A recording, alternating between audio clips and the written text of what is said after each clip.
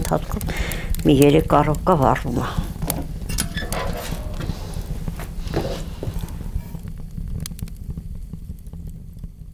Մանկությունս դպրոցական տարիներս անցկացրել եմ Թբիլիսիում,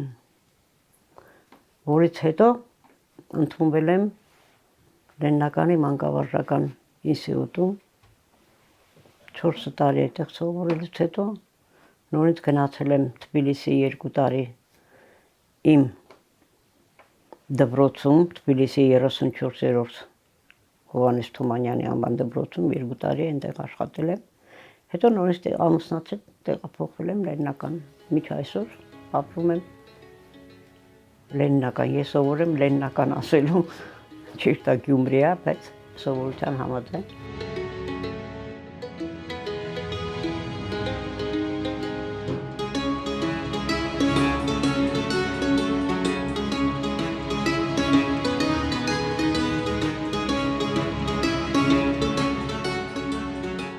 Ես որ հիշում եմ իմ մանկությունը, պապս առևտուր էր անում, տատս մանկապարտեզում հավաքարար էր, հորեղբերս Վոլգոգրադում էր աշխատում, հորեղբորս կինը երեխաների հետ մի բակում էինք մեծացել, թվով 14 հոգի էինք, էլի հորեղբայր ունեի, որը մանկավարժ էր, տարբեր ասենք բնակավարի աշխատող անձինք էին, մի բակում ապրում բնակվում, շատ համերաշխ էինք, լավ հիշողություններ ունեմ, հարևաններ ունեինք, վրացի, եզդի, ռուս, մեր տունն գտնվում էր շատ ճանաչված, քաղաքի ճանաչված, ասենք, թաղամասերից մեկն էր, աջ մասը մեր տունն էր, ձախ մասը փոքր մի 15 մետր բարձրության վրա բարձրանում էինք, մեր հայտնի Ներսիսյան դպրոցն էր, մեր մանկությունը, խաղերը անցկացնում էինք Ներսիսյան դպրոցի բակում, մի քիչ վերևը խոջևանքն էր։ Թաղամասը վրացիների լեզվով կոչվում էր Սվանեթիս ու բանի,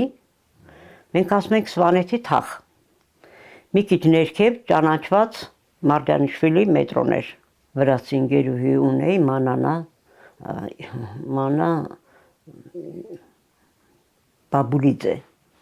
Բաբուլիձե, ասենք իմ հասակակիցն էր, տարբերություն չկար, նա եղբայրը իմանում էր, որ իմ հետ էր,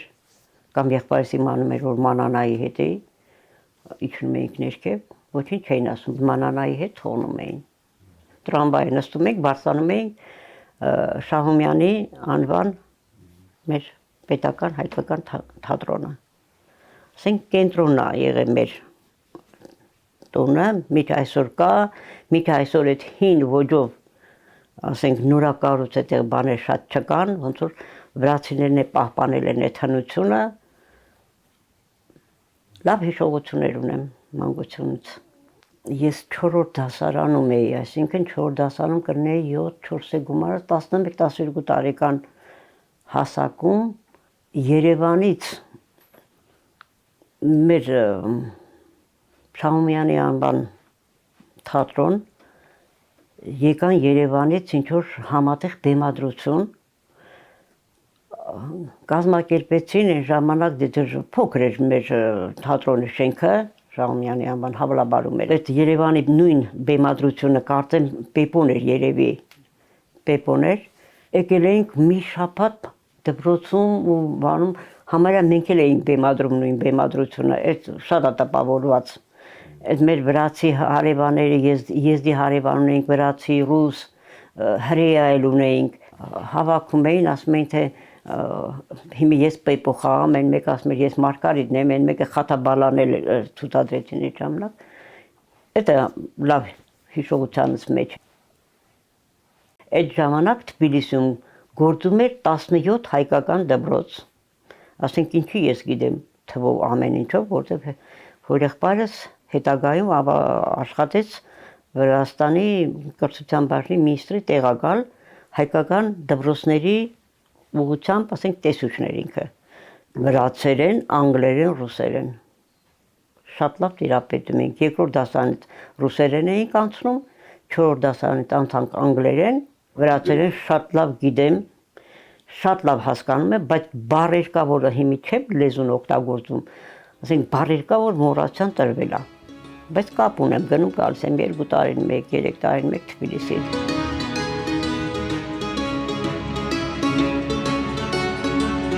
Պետական համալսարանում հանձնեցի կիբեռնետիկայի բաժինը,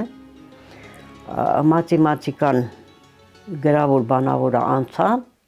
ֆիզիկա առարկայից կտրվեցի։ Մի տարի անց նոր ընտրեցի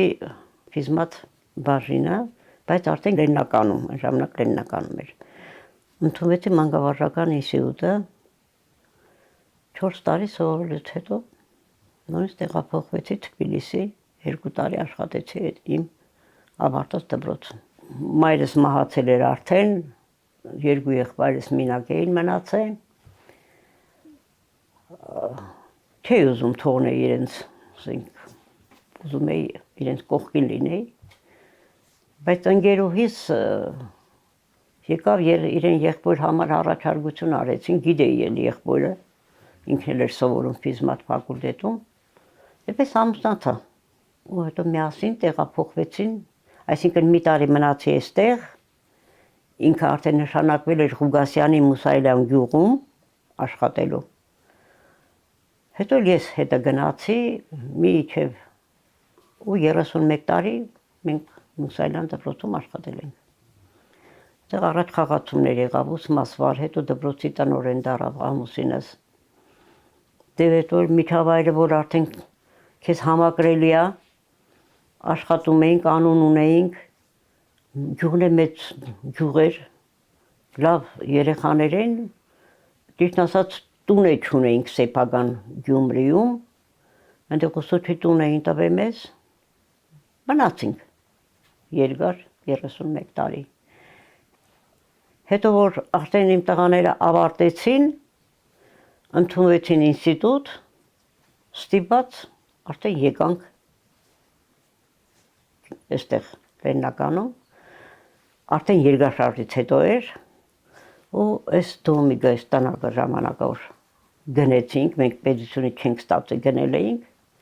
ու մինչև այսօր այստեղ մնացինք։ Փոքր տղաս աչքի պրոբլեմ ուներ, տանում էի տարին 2 անգամ Լազարյան ճառագայթների պրոֆեսոր Ավետիսովի մոտ, ճանաչված այդ բժիշկ պրոֆեսորի։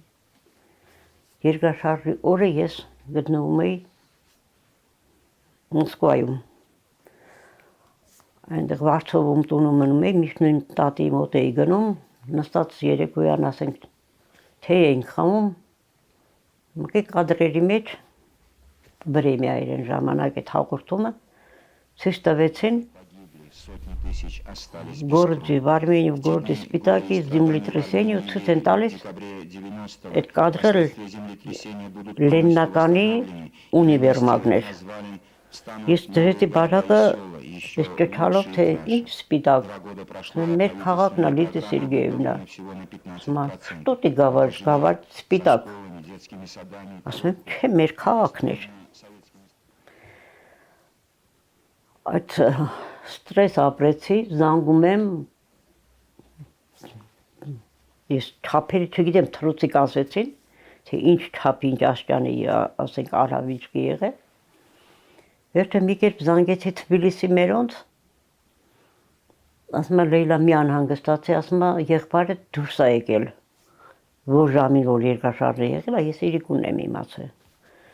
Հարցս ասում է Լեյլա, ասում է աղբերները հետ գնացել են, ասում է երեխեքից հետևից, երեխեքին բան չի եղել, մի վախեցի։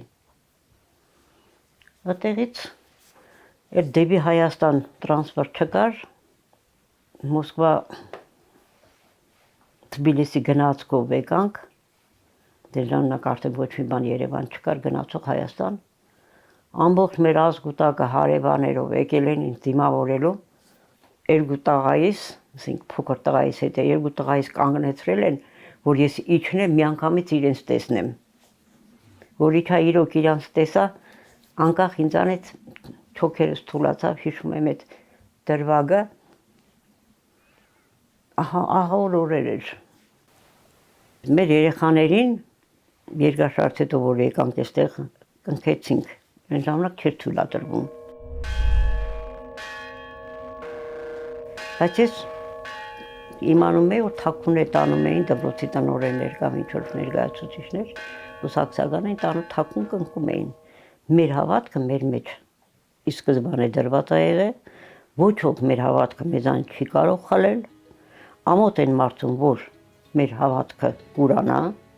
նրանք Աստծո կողմից դատապարտված կլինեն։ Գնում եմ այսօր էլ միջև անգամ, միջև էստեղ գալիս, մտել եմ եկեղեցի, պատարագին մասնակցել, նոր եկել եմ։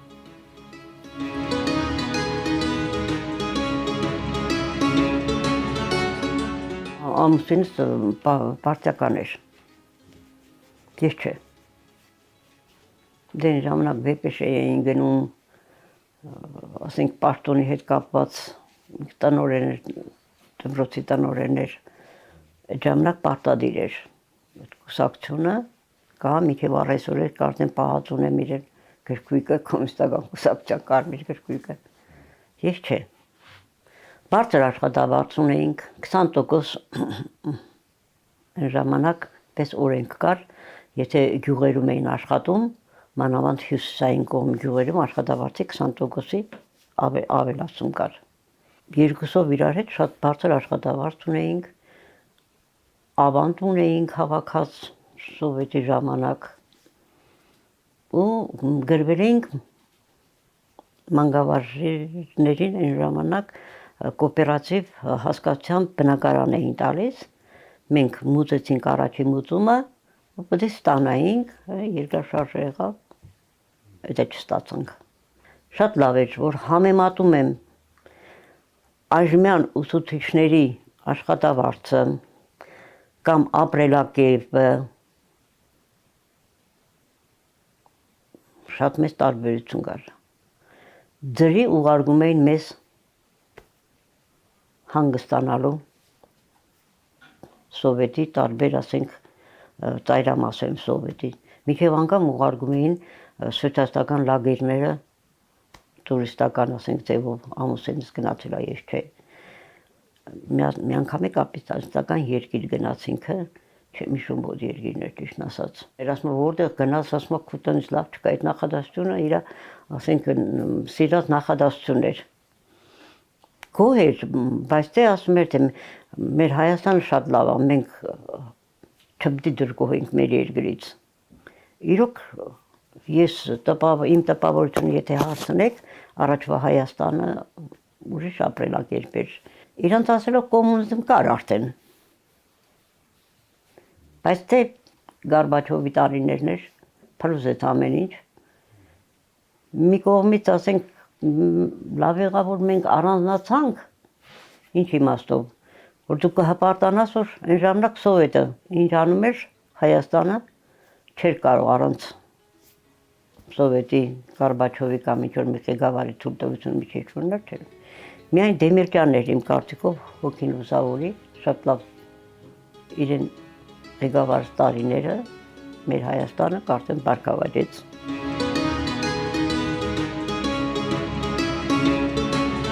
Այն ժամանակ ասում ենք սովետի մեջ էինք։ Մեր Հայաստան երկրի անունը այդպես չէր հռչակում այլ տեղեր։ Իսկ հիմա մեր Հայաստանն, մեր ազգը, մեր ճանաչումը ներկայացնում ենք արդեն որպես առանձին պետություն։ Ես գոհ եմ դրանից։ Նախ պահել պահպանել է պետք։ Ես թորը շուտով մի ամիս հետո զորակոչվելու է 18 տարեկան տղա ունեմ բանակա գնալու թող բոլորն է գնան հետ գան եկեղեցի որ մտնում եմ առաջին ասում եմ թե Աստված ջան մեր երկրի սահմանները անառիկ մնան մեր զինվորները բարով հետ վերադառնան նոր իմ երեխաներին առողջություն հաջողություն Ձեր կարծիքով սովետը որ այդպես մեծ հզոր երկիր էր ինչի փլուզվեց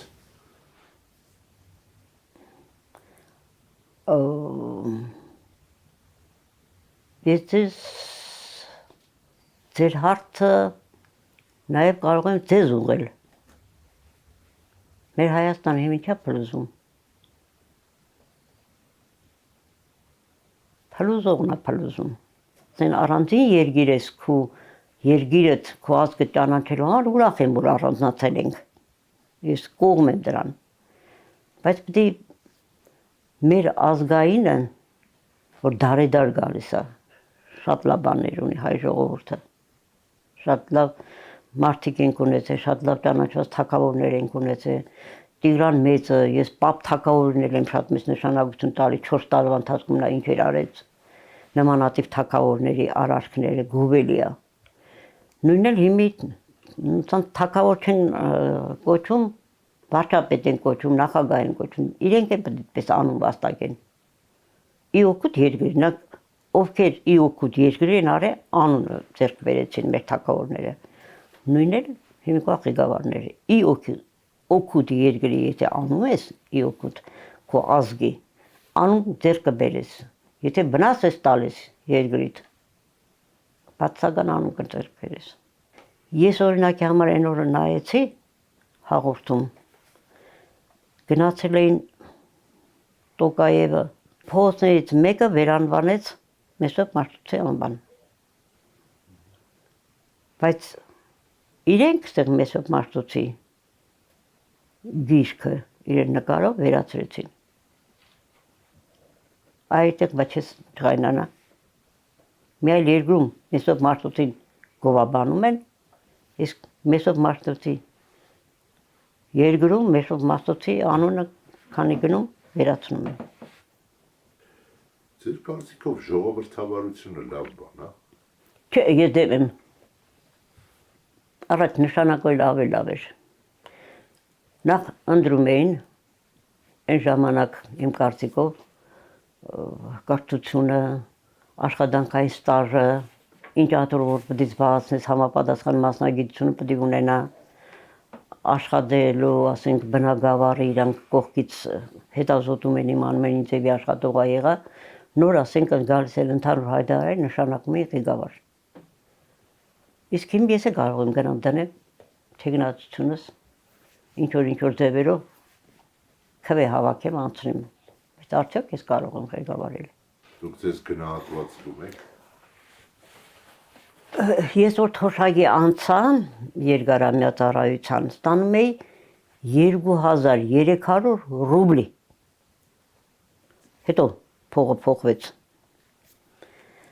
Այդ ժամանակ արդեն չեմ հիշում դրամով ինչքան էր, 23000 արդեն դրամ էր։ Հետո դարավ։ Հիմա ստանում եմ 48000 դրամ թոշակ։ Ամուսինս որ աշխատը հետո շարունակեց աշխատել, տղաս տարավ իր զորամասում, ինչ են ասում, կեչի պետ են ասում, ինչ են ասում, քաղաքացիական պաշտոնով, ես ստաժը գումարվելով 72000 դրամ թոշակ ուներ, որտեղ իր ստաժը ասենք շարունակվեց, հիմա չէ։